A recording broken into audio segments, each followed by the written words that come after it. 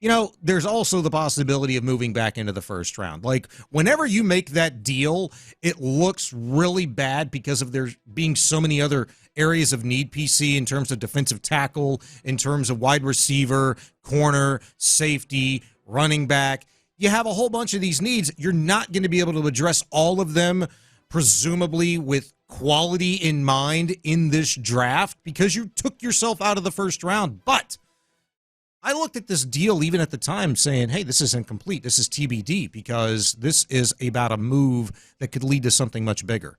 Well, right now I think the overwhelming consensus is that there's maybe 15 real first rounders in this draft. There's a lot of depth at certain positions, but there's not a lot of, quote, elite talent in the draft. So the Texans recognizing, hey, maybe the difference between what we expect to get at 23 and what we expect to get at 42, really not that much different. We can trade back, get another second rounder for next year, which, obviously they would not have been able to get, or what might wind up being about the same class of player from 23 to 42. Nick is, we've talked about this before. Nick is always looking 2-3 years ahead. Sure.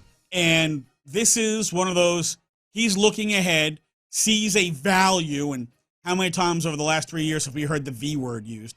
The V word for the Texans is like the D word for the Astros.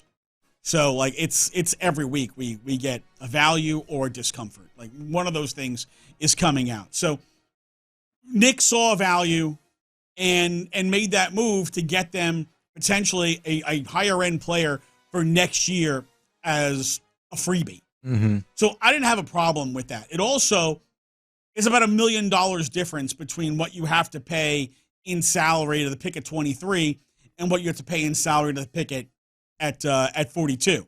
You also don't have to give the guy at 42 a first-round signing bonus.